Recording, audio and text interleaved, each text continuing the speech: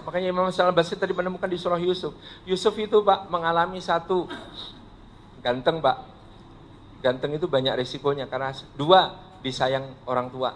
Yang ketiga, didengki saudara, dia mengalami sibling rivalry. Sibling rivalry-nya sangat parah sampai terjadi murder attempt, percobaan pembunuhan.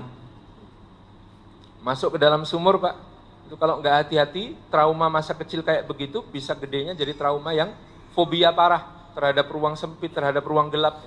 Besok paginya ada orang nemuin, ya busroh hadza gulam, weh ada anak kecil nih, bagus ini.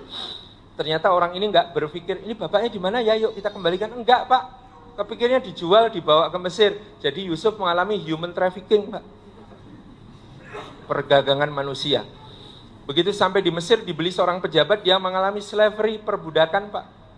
Gede sedikit ternyata makin ganteng, dari perbudakan dia mengalami sexual abuse Pak. Kekerasan seksual. Dipaksa sama orang yang dihormatinya sampai dia kemudian harus lari, bajunya sobek bagian belakang. Kalau Bapak sobek bagian mana kalau digoda kayak Nabi Yusuf? Sobek samping, Tat, kok bisa sobek samping? Oh, iya, saya orang tengah-tengah umatan wasatan.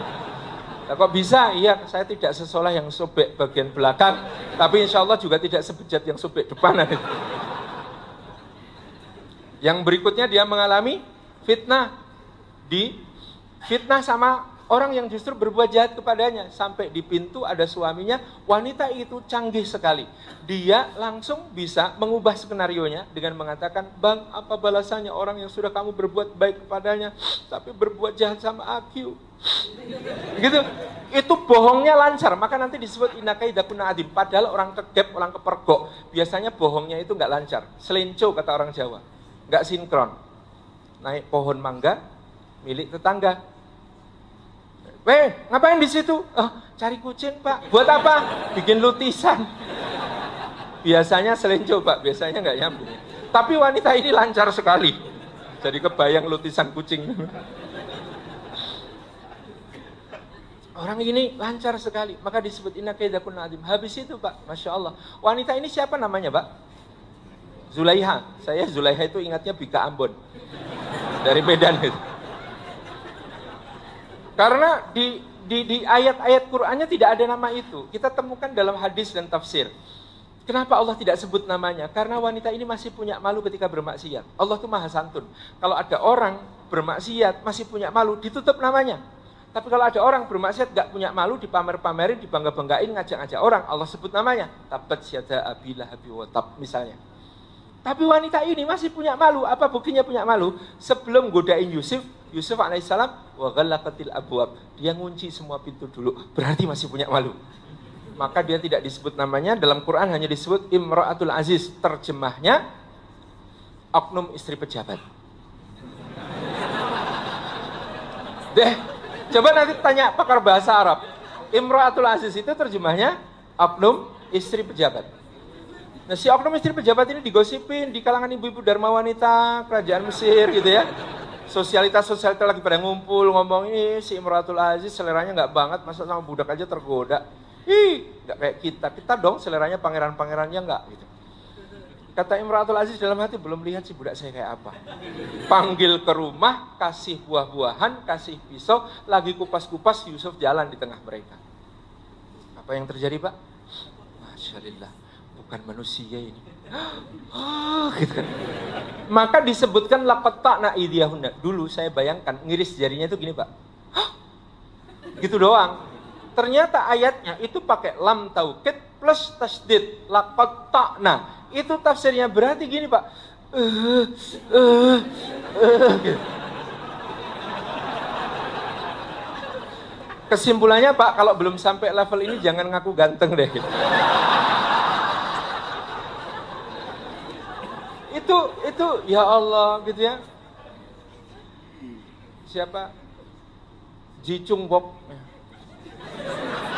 Bintang-bintang Korea yang dibilang ganteng sama uhti-uhti gitu ya. Nggak ada apa-apanya dari Yusuf alaihissalam ini.